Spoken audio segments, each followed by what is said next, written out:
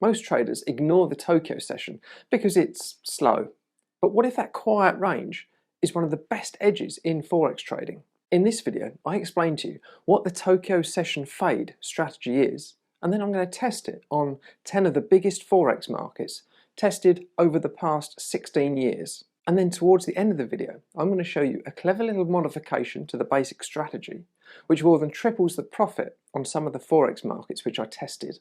So what is the Tokyo range? Well, for this test, we're looking at the highs and lows of a certain period within the Tokyo session. For this test at least, we're going to be using time starting at 1900 Eastern, running for 6 hours through to 1 AM the next day. We only need to know the highs and the lows of that session because they're going to be our triggers for the strategy. It's called a fade strategy because once the price breaks out of this range, so let's say that price rallies and it breaks above the high of the session, we're going to fade it, or we're going to bet against the move. So once the price breaks above the high, we're going to sell short and then make money when the price comes back into the range, rather than traditionally buying a breakout of the high, and that's more of a trend continuation.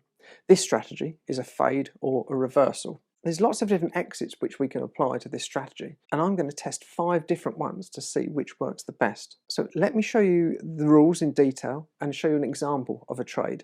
We'll have a look at the entries and then the exits, and then we'll have a look at an image which I've created which demonstrates trades on the chart. Now, it's probably worth me mentioning here that I actually got this idea from ChatGPT.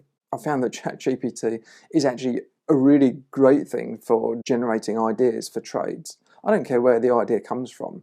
What I do is I do a lot of testing. If I find something which looks robust and it looks like it works, then I can go with it. So most of the rules are going to be exactly what ChatGPT suggested.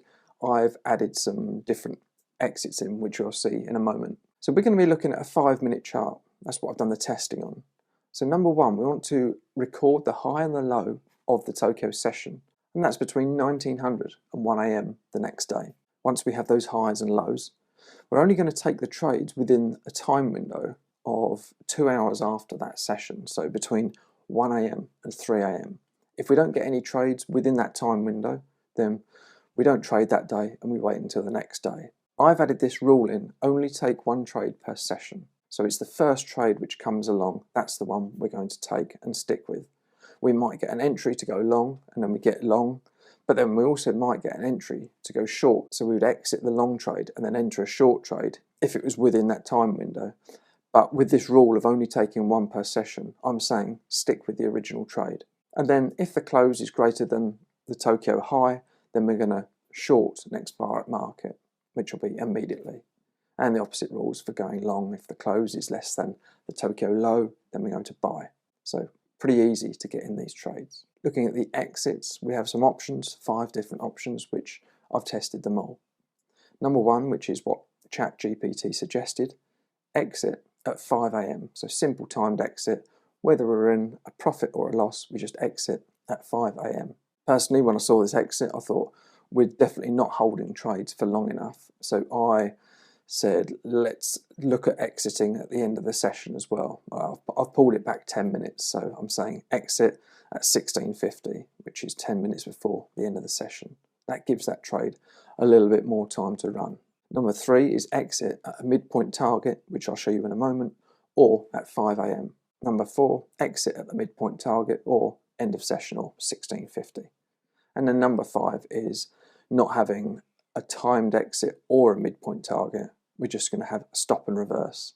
So only entries will get us into the trades. So if we get an entry to go long and then we're long, we won't exit until we get a new entry to go short, which will be at minimum the next day. This is an example I've pulled off a chart, which is quite a good example. And first of all, we can see that we've got a 5-minute chart, and you'll see down here we got from 1900 through to 1 AM here, if you can see my little arrow.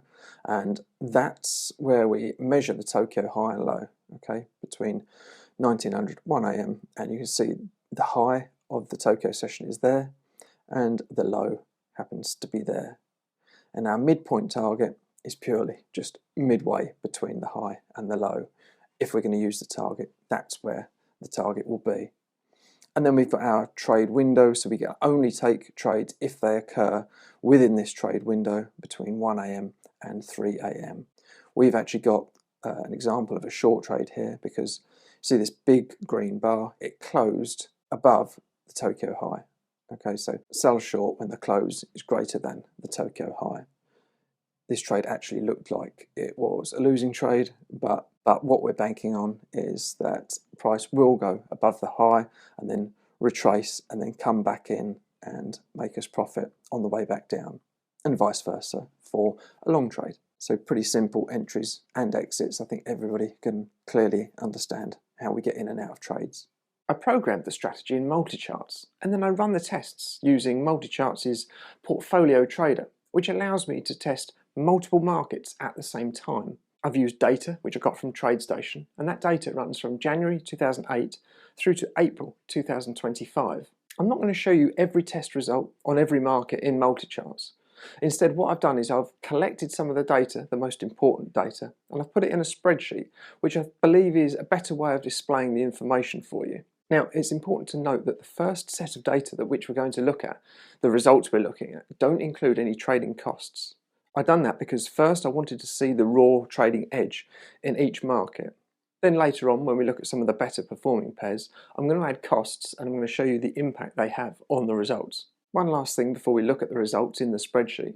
The numbers you're going to see are going to be in pips rather than the base currency. So if you see a result of plus 5,000, that's plus 5,000 pips net profit. Here's the spreadsheet which I've put together then, and it's dead simple. We've just got our Forex pairs, our 10 pairs down here, and then we've got 5 columns showing our 5 different exits for each Forex pair. And then I've just dumped the whole lot into a bar graph which we see below. So firstly, let's look at what pairs work the best. Well, to me, the standout 2 pairs are probably pound dollar and US dollar Swiss franc. US dollar Canadian works all right, euro dollar also works all right. So that's the better performing pairs. What about the exits? Which exits tend to work the best? And we can see green and orange seem to work the best, and they're the 1650 exit and the stop and reverse exit. The stop and reverse exit, we're going to be holding trades for the longest duration, whereas something like the target with the 5 AM exit is going to be some of the shortest duration trades. So unsurprisingly, the longer we stay in the trade, the larger the profits we can see. And this is why I have very few strategies which enter and exit the same day. If you can exit the same day, most of the time you are going to be leaving a lot of money on the table. So worst performing pairs, we're looking at some of the yen-based pairs, euro yen, pound yen, and probably the worst of all is US dollar, Japanese yen. And again, that doesn't come as a surprise either, because these pairs do tend to trend and respond well to breakouts rather than fades or reversals. It appears that using this strategy, pound dollar and dollar Swiss franc make the most money. So next we're going to go over to MultiCharts and look closer at these 2 markets. We're going to add in some trading costs to see the impact they have. And then I'm going to add that clever little filter which dramatically increases the net profit using pound dollar as the example. But just before we do that, if you like strategies like this and you're struggling to come up with ideas yourself, then you'll probably like my Beat the Market Strategy Guidebook, because in that guidebook I give away 3 more rule-based strategies, a little bit like we're testing here today. If that sounds of interest, then find the link in the description, and if you find it today, then you can download it absolutely free. Okay, let's go over to MultiCharts and have a look specifically at those 2 markets which work the best. Okay, we're in MultiCharts now, and I've got 3 different chart windows which I want to show you. The first one is for pound dollar, and this one is with the 1650 exit, or the end of the session exit, and no target. Looking at the performance report, we already saw that we had 12,795 pips and an average trade of just 3.95 pips. The first thing I want to do is just to put a stop loss on the strategy, because up until now we haven't been using stop loss, and I'm just going to use a simple 100 pip stop loss.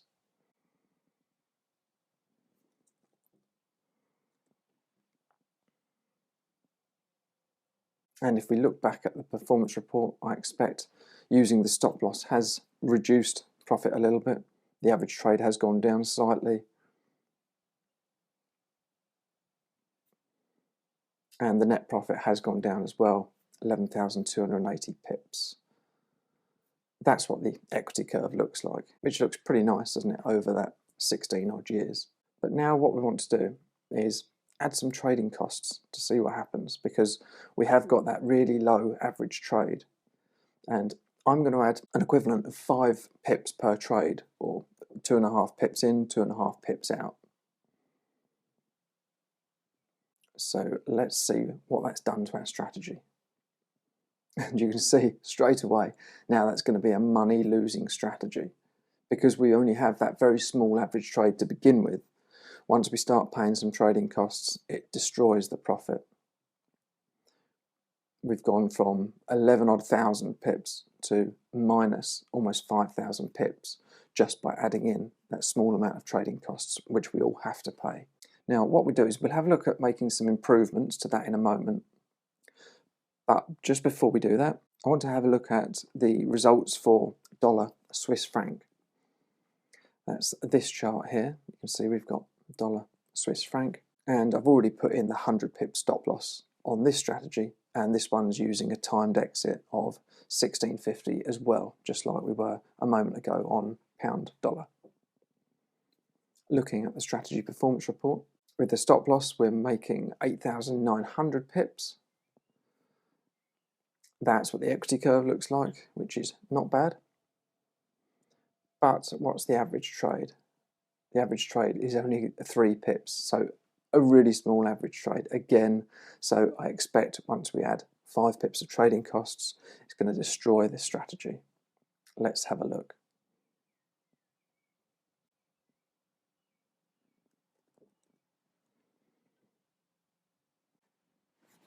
And you can see that the average trade, sure enough, has dropped to -2.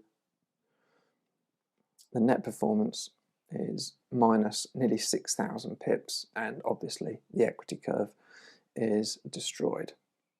So going back to looking at pound dollar, we've got what you saw with the 1650 exit, and the 100 pip stop loss was a money losing strategy once we've added the trading costs. But what I've also got is I've got another strategy here which I've added some filters to. I'll explain those in a moment. And you can see, obviously, because it's filtered, we're taking less trades. We're taking only some of the better trades, and you can see that just by looking at the amount of trades taken on the chart. So let's look at the performance report. There's our equity curve. You can see, well, you can't see, but you can see kind of that we got less trades, but we have got an uptrending equity curve again now. We're only making 2,371 pips, but that's much better than negative 5,000. Let's look at the average trade now. Once we've already got 5 pips included, we're making a positive 5.4 pips average trade. The number of trades obviously has gone down drastically to just 439. I can't remember how many was it before we had the filter. 3,240. But the point is, once we've added some trading costs, even on the better performing pairs and exits, then typically it's destroyed this strategy. However, we can get around that by adding some more layers to the strategy, in this case a simple filter for long and short trades. The trade filter that we use to improve the results is pretty simple. We're looking at the sessions, so looking at 1440-minute bars or daily bars. So the session for Forex starts at 1700 Eastern Time. Now remember, we're going to be taking trades sort of 9 hours later from 1 AM to 3 AM. So we're looking at the current session, which started at 1700. And if the current high of the session exceeded the high of last session, then we can go long and we can take a long trade. If it didn't, then we can't take a long trade. And the opposite is for short trades. If the current session low is less than the previous session low, then we can go short. Otherwise, we don't take a short trade. There's lots of other things as well that we can look at to improve the performance over the basic strategy. Looking at the setup, we're using a time window of 1900 to 1 AM to define the Tokyo range. But is that the best range? I wouldn't want to deviate too far from it, because then the strategy, is changing it fundamentally. It wouldn't be the Tokyo session fade. But maybe a smaller time window of only a 3-hour period might work better. That's something we could test. And looking at that range, does the size of the range actually matter? Maybe we're better only taking trades with a smaller range. We can measure that range and we can say something like only take trades if the range is a maximum of 50 pips. That's just an example, I don't know, but we can test that too. And in addition to changing the entry criteria, we can look at changing the exits. We've tested 5 different ones. It's no surprise that I would like to test out the good old bailout exit. That simply means that we leave the trade running once we're in it until the end of the session, and if we're in profit, then we exit, we bail out, we take the money and run. But if we're not in profit, then we leave the trade running and look 24 hours later to see if we're in profit or not, and then the same rules apply. There's loads more tests we can do with the entries, exits and filters, and I expect different permutations to work differently on each different market. So that pretty much concludes this video. Out of curiosity, I wanted to test out this strategy, an idea which I actually got from ChatGPT. I'm sorry it didn't test out any better, we didn't find more potential strategies, but at least we've come up with some sort of an idea which might work for pound dollar. In conclusion, I'm actually quite surprised on how many markets this strategy did actually have an edge on, but that's obviously before we applied the trading costs. And on the other hand, I'm not surprised at all that when we applied the trading costs, most of these were a money-losing strategy. I find it very difficult to come up with strategies which are consistently profitable when they only have a trade duration of only a few hours. Even something that enters towards the start of the session and then exits at the end of the session, so within the same session, it's still very difficult. From experience, your time is much better spent trying to develop strategies which have a minimum trade duration of 2 to 3 days. You're going to get bigger profits and you're probably going to find more consistency and reliability. Well, that's all for this video. I hope you've enjoyed it and I hope you've learned something too. If you have, then please press the like button and consider subscribing if you want to see more strategy videos like this one. I hope to see you next time on the next video, but until then, this is Jared Goodwin and thank you.